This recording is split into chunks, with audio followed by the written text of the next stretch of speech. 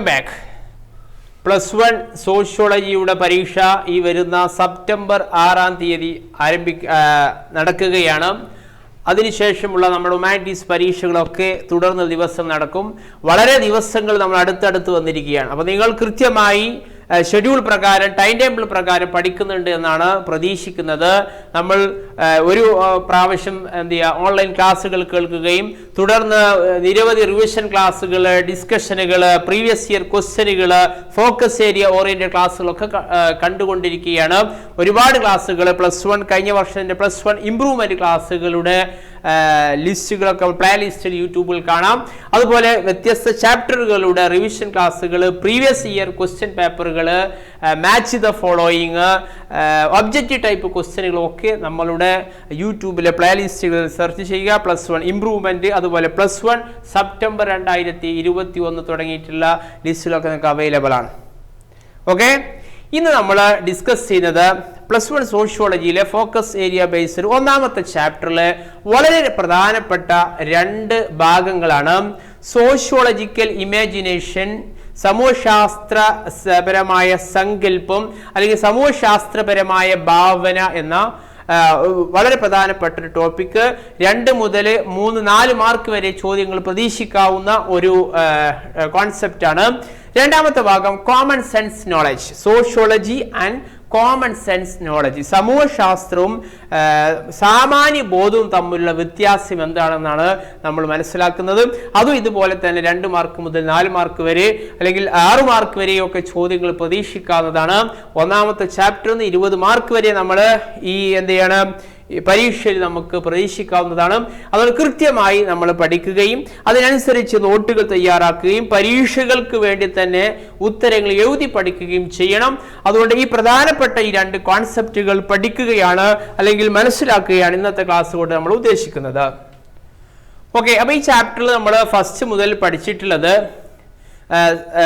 Individual is relation with സൊസൈറ്റിയാണ് അല്ലേ. വ്യക്തിയും സമൂഹവും തമ്മിലുള്ള ഒരു ഇന്ററാക്ഷൻ ആൻഡ് ഇന്റർ കണക്ഷൻ ആണ്. അപ്പൊ ഇന്റർ കണക്റ്റഡ് റിലേഷൻഷിപ്പ് ആണ് സൊസൈറ്റി എന്നത്.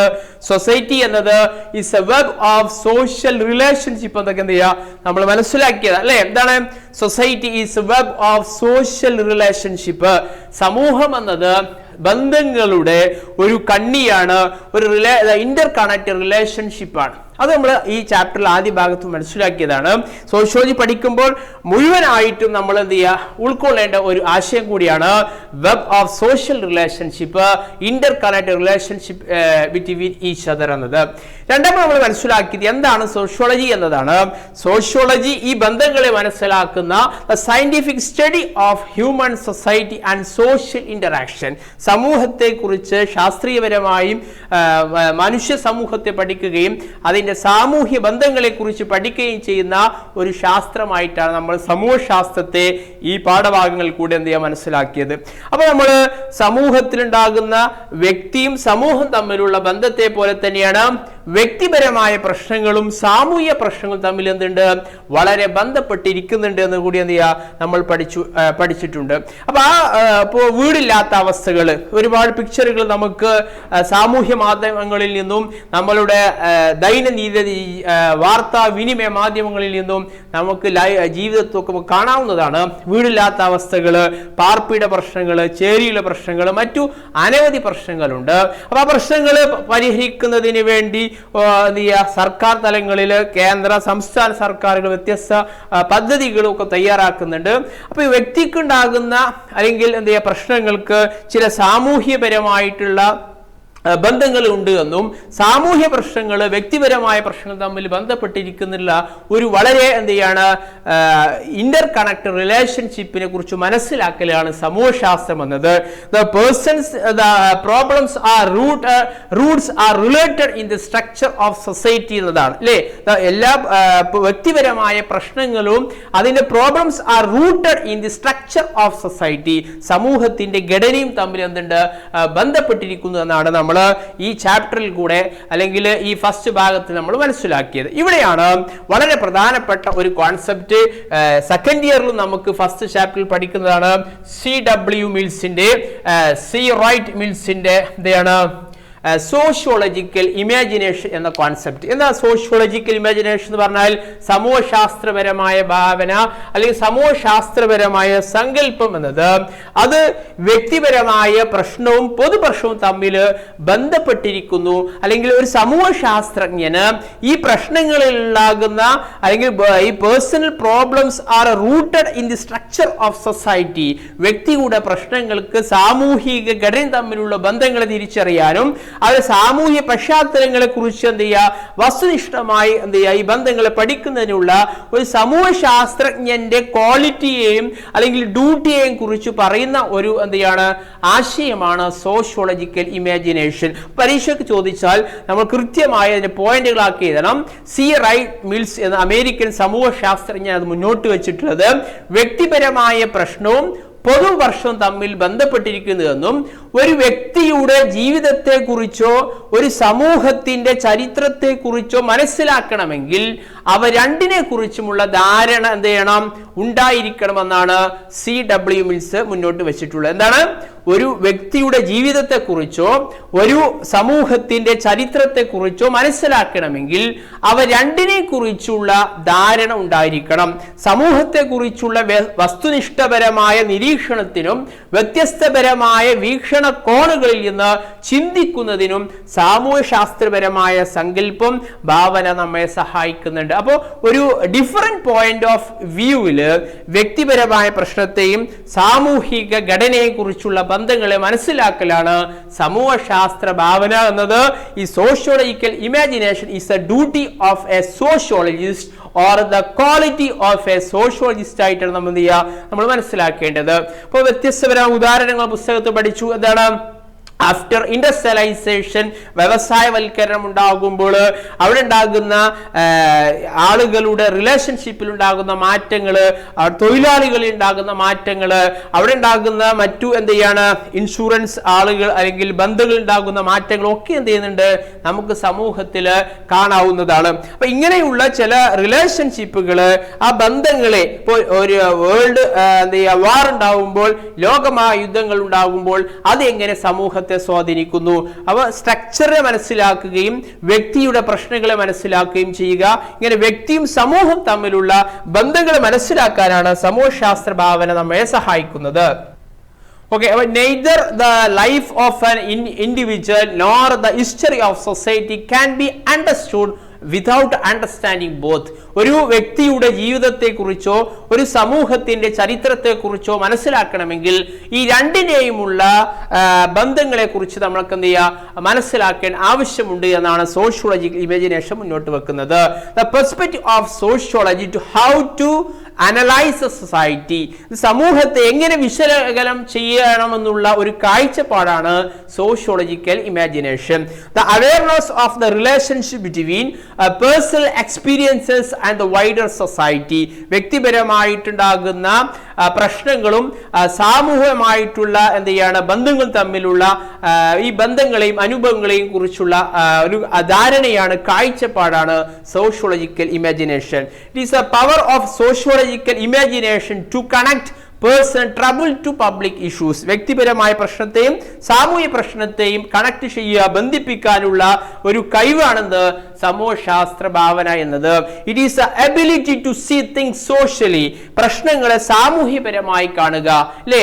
അതിനാണ് ഒരുപാട് സമൂഹശാസ്ത്രജ്ഞന്മാര് ആത്മഹത്യ എന്ന സൂയിസൈഡിനെ it is not an individual act but it is a social fact എന്ന് പറയാനുള്ള കാരണം അത് സാമൂഹ്യപരമായ ഒരു ആത്മഹത്യ എന്നുള്ള ഒരു എന്ത് ചെയ്യുക പ്രവർത്തനത്തെ കാണുമ്പോഴാണ്. അപ്പൊ അങ്ങനെ സമൂഹത്തെ, സാമൂഹ്യ പ്രശ്നങ്ങളെ, വ്യക്തി പ്രശ്നങ്ങളെ സാമൂഹ്യപരമായി പൊതുപ്രശ്നവുമായി ബന്ധിപ്പിക്കാനുള്ള കഴിവാണ്, അങ്ങനെ വിശകലനം ചെയ്യാനുള്ള സമൂഹശാസ്ത്രത്തിന്റെ എബിലിറ്റിയാണ് നമ്മൾ എന്ത് പറയുക, സമൂഹശാസ്ത്ര ഭാവന എന്ന് പറയുന്നത്.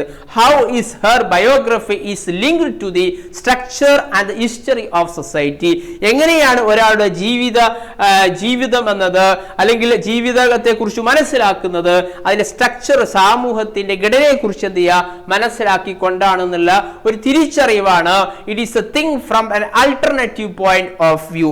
വ്യത്യസ്തപരമായി എല്ലാവരും കാണുന്നതിനപ്പുറം വ്യത്യസ്തപരമായിട്ടുള്ള ഒരു കാഴ്ചപ്പാട്, ഒരു എന്ത് ചെയ്യാണ് ഒരു ഭാവന സമൂഹത്തിൽ രൂപീകരിക്കാൻ അല്ലെങ്കിൽ സമൂഹശാസ്ത്ര പഠനങ്ങൾ ഉണ്ടാക്കാനാണ് സമൂഹശാസ്ത്ര ഭാവന സഹായിക്കുന്നത്. അങ്ങനെ ആയിരിക്കണം നമ്മൾ സമൂഹത്തെക്കുറിച്ച് വിശകലനം ചെയ്യേണ്ടത് എന്നാണ് C.W. മിൽസ് ഇത് മുന്നോട്ട് വെക്കുന്നത്. To have the sociological imagination, a person must be able to pull herself away from the situation and think from an alternative point of view. നിലവിലുള്ള അവസ്ഥയിൽ നിന്നും ഒരു കോമൺ റൂട്ടീനായ ചിന്തയിൽ നിന്നും ഒരു അൾട്ടർനേറ്റീവ് പോയിന്റ് ഓഫ് വ്യത്യസ്തപരമായ വീക്ഷണം, അതിന്റെ കാര്യകാരണ ബന്ധങ്ങളെ കുറിച്ച് വിശകലനം ചെയ്യാനുള്ള കഴിവാണ് ഇമാജിനേഷനാണ്, സോഷ്യോളജിക്കൽ ഇമാജിനേഷനാണ് ഉണ്ടാവേണ്ടതെന്നാണ് അദ്ദേഹം പറഞ്ഞിട്ടുള്ളത്. അതുപോലെ ഒബ്ജക്റ്റീവ് ഒബ്സർവേഷൻ, അല്ലേ, എന്താണ് വസ്തുനിഷ്ഠമായി നിരീക്ഷിക്കുക.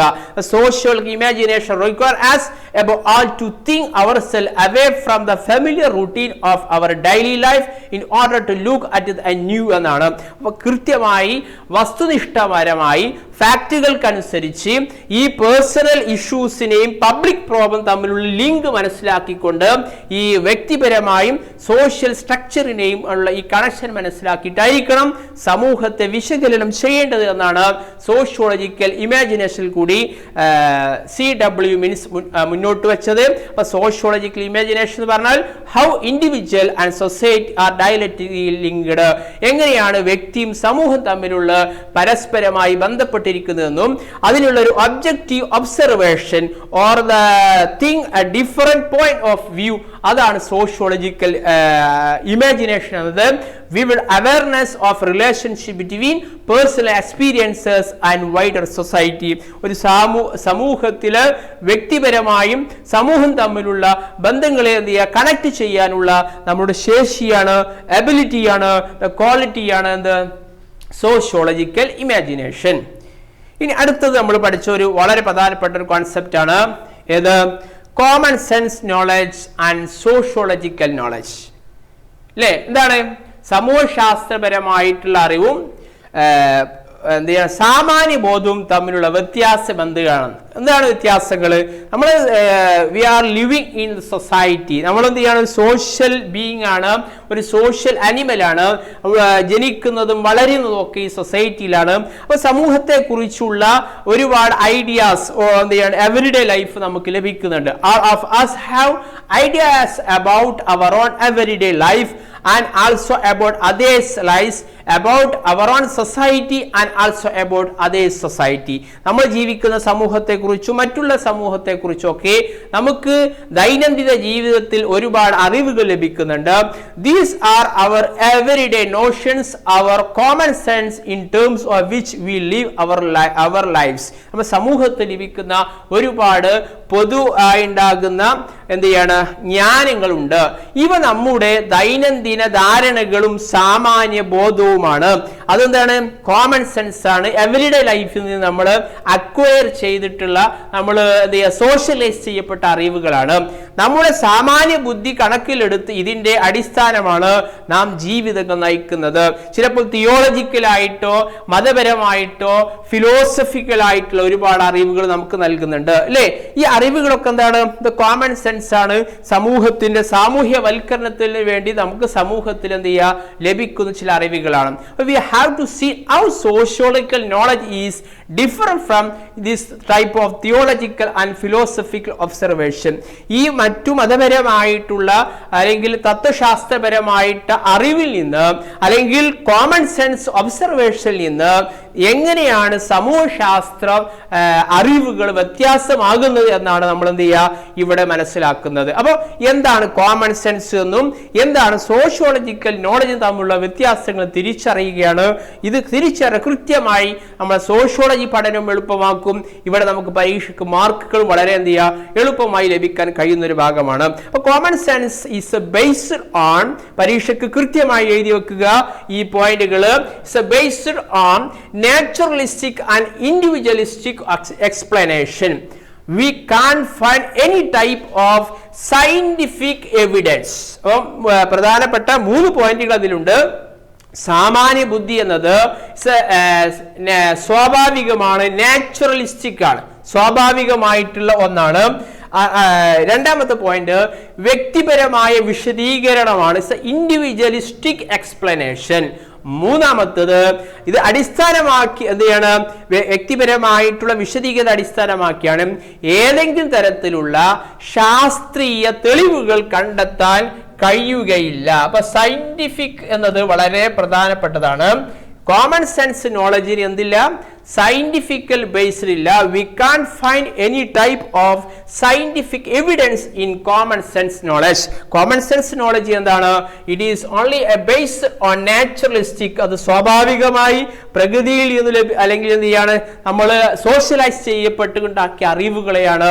എന്നാൽ അത് ഇൻഡിവിജ്വലിസ്റ്റിക് എക്സ്പ്ലനേഷൻ ആണ്, വ്യക്തിപരമായ അറിവുകളാണ്. A naturalistic explanation of behaviour rest on assumptions. അതെന്താണ്, സ്വഭാവത്തെ കുറിച്ച് അല്ലെങ്കിൽ സ്വാഭാവികമായി ഉണ്ടാകുന്ന അറിവുകളൊക്കെ വിശദീകരണങ്ങളൊക്കെ അത് അനുമാനങ്ങളെ ആശ്രയിച്ചാണ്. അതൊരു എന്താണ്, സമൂഹത്തിൽ ഉണ്ടാകുന്ന പ്രെജുഡൈസിന്റെ, മുൻവിധികളുടെ, അസംഷൻസിന്റെ ഒക്കെ ഭാഗമായിട്ടാണ് കോമൺ സെൻസ് നോളജ് എന്ത് ചെയ്യുക ഉണ്ടാകുന്നത്. എന്നാൽ sociological knowledge is breaks away from the both common sense observation and ideas as well as from the philosophical thought. ഈ സാമാന്യ ബോധത്തിൽ നിന്നും തത്വശാസ്ത്രപരമായിട്ടുള്ള ചിന്തയിൽ നിന്നും സമൂഹശാസ്ത്രം വേറിട്ടിരിക്കുന്നുണ്ട്. Sociology emphasise on scientific procedure. അത് തന്നെയാണ് വളരെ അടിവരയിട്ട് മനസ്സിലാക്കേണ്ടത്. പരീക്ഷയ്ക്ക് എഴുതുമ്പോൾ അത് കൃത്യമായി എന്ത് ചെയ്യണം, നമ്മൾ അണ്ടർലൈൻ ചെയ്ത് വെക്കേണ്ടതാണ്. Sociological knowledge is emphasised or based on scientifical procedures can be understood only if we go back in time. സമൂഹശാസ്ത്രം ശാസ്ത്രീയ രീതികളാണ് അവലംബിക്കുന്നത്. is knowledge is based on scientific procedure, അല്ലെങ്കിൽ എന്ത് ചെയ്യാണ്, ശാസ്ത്രീയപരമായ രീതികൾ ഉപയോഗിച്ചുകൊണ്ടുണ്ടാകുന്ന sociology has a body of concept, methods and data. No matter how loosely coordinated, this cannot be substituted by a common sense. Common സെൻസിന് ഇല്ലാത്ത സമൂഹശാസ്ത്രത്തിനുള്ളത് അത് കൃത്യമായ കോൺസെപ്റ്റുകളും ചില മെത്തേഡുകൾ, പഠന രീതികളും വിവരശേഖരണങ്ങളും ഒക്കെ ഉപയോഗിച്ചുകൊണ്ടുള്ള ഒരു സയന്റിഫിക്കൽ പ്രൊസീജിയർ ഉണ്ട്, അല്ലേ? അത് നമ്മൾ പഠിച്ചു വെച്ചത് ഈ ശാസ്ത്രീയ രീതികളിൽ കൂടെ ഉണ്ടാക്കിയിട്ടുള്ള അറിവുകളാണ്. ആ അറിവുകളാണ് സമൂഹശാസ്ത്ര അറിവുകൾ എന്നത്. എന്നാൽ കോമൺ സെൻസ് നോളജ് എന്നല്ല, ഇതിൽ നിന്ന് വ്യത്യസ്തമാണ്. അപ്പോൾ common sense is unreflective since it does not question its own origin. സാമാന്യ ബോധം ഒരിക്കലും അതിന്റെ ആശയങ്ങളെ, അറിവുകളെ അല്ലെങ്കിൽ എന്ത് ചെയ്യുക, ഉറവിടങ്ങളെ ഒക്കെ ഒന്നില്ല കൃത്യമായി ചോദ്യം ചെയ്യുകയോ അതിന്റെ കോസ് ആൻഡ് എഫക്റ്റിനെ കുറിച്ചോ അതിന്റെ കാര്യകാരണ ബന്ധങ്ങളെ കുറിച്ചോ ഒന്നും അന്വേഷിക്കുന്നില്ല. പക്ഷെ സമൂഹശാസ്ത്രം കൃത്യമായി ആ വിവരങ്ങളെ കുറിച്ചുള്ള ഒബ്സർവേഷനും ഒരു സയന്റിഫിക്കൽ മെത്തേഡിൽ കൂടെ പ്രൊസീജിയർ ഉപയോഗിച്ചുകൊണ്ടാണ് എന്ത് ചെയ്യുക ചെയ്യുന്നത്. അപ്പോൾ വളരെ സിമ്പിൾ ആണ്. Common sense and sociological knowledge is based on research or a scientific procedure or academic ആയിട്ടുണ്ടാകുന്ന വിവരങ്ങളാണ്. we are respected the body of knowledge, അറിവുകളെയും അത് ഒബ്ജക്റ്റീവ് മെത്തേഡിനനുസരിച്ചുണ്ടാകുന്ന വിവരശേഖരവും വെരിഫിക്കേഷനും ഒക്കെ ചെയ്യുന്ന ഒരു ശാസ്ത്രീയ രീതി ഉപയോഗിക്കുന്നുണ്ട്. എന്നാൽ കോമൺ സെൻസ് നോളജ് എന്ന് പറഞ്ഞാൽ അത് വ്യക്തിപരമായ പേഴ്സണൽ എക്സ്പീരിയൻസ് ആണ്, റൂമേഴ്സ് ആണ്, കഥകളും അതല്ലെങ്കിൽ ബോധങ്ങളും തത്വചിന്തകളും ഒക്കെയുള്ള ഒരു എവരിഡേ ലൈഫിൽ നിന്നുണ്ടാകുന്ന വ്യക്തികൾക്കുണ്ടാകുന്ന സ്വാഭാവികമായ അറിവുകളെ കുറിച്ചാണ് കോമൺ സെൻസ് നോളജ് എന്ത് ചെയ്യുക നമ്മൾ മനസ്സിലാക്കുക. അപ്പൊ നിങ്ങൾ ഈ കള്ളികളൊന്നും വരയ്ക്കേണ്ട ആവശ്യമില്ല, അത് ജസ്റ്റ് മനസ്സിലാക്കാൻ വേണ്ടിയാണ്. അപ്പൊ സിമ്പിൾ ആയ ഒരു ഭാഗമാണ്. ആ ഭാഗത്തെ കുറിച്ച് നമ്മൾ ഡീറ്റെയിൽ ആയി ഒരുപാട് ക്ലാസ്സുകളിൽ പറയുകയും ചെയ്തിട്ടുണ്ട്. ഓക്കെ, അപ്പോൾ ഈ രണ്ട് പ്രധാനപ്പെട്ട ടോപ്പിക്കുകളാണ് നമ്മൾ ഡിസ്കസ് ചെയ്തത്. ഒന്ന്, എന്താണ് സോഷ്യോളജിക്കൽ ഇമാജിനേഷൻ എന്നത്. സോഷ്യോളജിക്കൽ ഇമാജിനേഷൻ എന്ന് പറഞ്ഞാൽ അത് വ്യക്തിപരമായ പ്രശ്നത്തെയും സാമൂഹ്യ പ്രശ്നങ്ങളും തമ്മിൽ ബന്ധിപ്പിക്കണമെന്നും വ്യക്തിപരമായ പ്രശ്നങ്ങളും വ്യക്തിയുടെ ജീവിതവും പ്രോബ്ലംസും ഒക്കെ they are rooted in the structure of the society. അത് സാമൂഹ്യ ഘടനയുമായി ബന്ധപ്പെട്ടിരിക്കുന്നുണ്ട്. അതുകൊണ്ട് വ്യക്തിയുടെ പ്രശ്നങ്ങളെ കുറിച്ചും ജീവിത അനുഭവങ്ങളെ കുറിച്ചും അറിയുന്നത് പോലെ തന്നെ ആ സമൂഹത്തിന് ചരിത്രം ഒരുമിച്ച് അറിഞ്ഞാലേ നമുക്ക് പ്രശ്നങ്ങളെ കാണാൻ കഴിയുള്ളൂ. അപ്പൊ it is A sociological imagination is a ability of A sociologist അല്ലെ, സമൂഹശാസ്ത്രജ്ഞന്റെ ഒരു കഴിവാണ്. ഒരു ഒബ്ജക്റ്റീവ് ഒബ്സർവേഷൻ, വസ്തുനിഷ്ഠപരമായി ശാസ്ത്രീയപരമായി ഉപയോഗിച്ചുകൊണ്ട് അതിനെ വിശകലനം ചെയ്യുകയാണ് ചെയ്യുന്നത്. അവിടെയാണ് നമ്മൾ രണ്ടാമത്തെ വാക്ക് അതിനെ കണക്ട് ചെയ്യുന്നത്. ഈ സയന്റിഫിക്കലായി ശാസ്ത്രീയപരമായി അത് ഒബ്സർവ് ചെയ്യാനുള്ള സമൂഹശാസ്ത്രത്തിന്റെ അറിവുകൾ എന്ന് പറഞ്ഞത് ഇറ്റ്സ് എ സയന്റിഫിക്കൽ പ്രൂവ്ഡ് ആണ്, ഓർ സയന്റിഫിക്കൽ പ്രൊസീജിയർ അനുസരിച്ചാണ്. അതാണ് സമൂഹശാസ്ത്രജ്ഞ ശാസ്ത്ര അറിവുകൾ എന്ന് പറഞ്ഞാൽ. എന്നാൽ കോമൺ സെൻസ് എന്ന് പറഞ്ഞാൽ അത് നാച്ചുറലായി സ്വാഭാവികമായി ഇൻഡിവിജ്വൽ എക്സ്പ്ലനേഷൻ, വ്യക്തിപരമായ അഭിപ്രായങ്ങൾക്കും അതുപോലെ ശാസ്ത്രീയപരമായ തെളിവുകൾക്കും അടിസ്ഥാനത്തിലല്ലാത്ത ഒരു സ്വാഭാവിക ധാരണകളെയാണ് നമ്മൾ എന്ത് പറയാ, കോമൺ സെൻസ് നോളജ് എന്ന് പറയാ. അപ്പോൾ പ്രിയ വിദ്യാർത്ഥിനികളെ നമുക്ക് വളരെ കൃത്യമായി എന്തായാലും ഈ വർഷം പരീക്ഷയ്ക്ക് ചോദിക്കുമെന്ന് ഉറപ്പുള്ള ഒരു രണ്ട് ഭാഗമാണ് common sense knowledge and sociological knowledge, അതുപോലെ സോഷ്യോളജിക്കൽ ഇമാജിനേഷൻ. അപ്പൊ C.W. മിൽസിന്റെ പേരുകൾ ഓർമ്മ വേണം. അതുപോലെ അദ്ദേഹത്തിന്റെ ഈ ഇതൊരു സമൂഹശാസ്ത്രത്തിനുണ്ടാകുന്ന ഗുണത്തെയാണ്, സമൂഹശാസ്ത്രത്തിന്റെ ക്വാളിറ്റിയാണ് നമ്മൾ സോഷ്യോളജിക്കൽ ഇമാജിനേഷനിൽ കൂടി പങ്കുവച്ചിട്ടുള്ളത്. കോമൺ സെൻസ് നോളജ് നൽകുന്ന അറിവിനുണ്ടാകുന്ന മറ്റു തിയോളജിക്കൽ ആൻഡ് ഫിലോസഫിക്കൽ അറിവുകളിൽ നിന്ന് വ്യത്യാസമായി കൊണ്ടുള്ള അതിന്റെ സയന്റിഫിക്കൽ ബേസിനെയാണ് നമ്മൾ കോമൺ സെൻസ് നോളജിൽ നിന്ന് വ്യത്യാസമാകുന്നത്. അപ്പൊ ഇത്രയാണ് ഇന്നത്തെ ക്ലാസ് നമ്മൾ ഡിസ്കസ് ചെയ്തത്. ഇതിന്റെ കൂടുതൽ ഡീറ്റെയിൽ ആയ ക്ലാസ്സുകൾ നമ്മുടെ ഫസ്റ്റ് ചാപ്റ്ററിന്റെ പ്ലേലിസ്റ്റ് നോക്കിയാൽ നിങ്ങൾക്ക് 3ഉം 5ഉം ഒക്കെ വീഡിയോകളിലൊക്കെ ഇത് ഡീറ്റെയിൽ ആയി നമ്മൾ ഉദാഹരണ സഹിതം നമ്മൾ ക്ലാസ് എടുത്തിട്ടുണ്ട്. അപ്പൊ എല്ലാവരും പഠിക്കുക. എല്ലാവർക്കും ഒരിക്കൽ കൂടി നല്ല ഭാവുകൾ നേരുന്നു.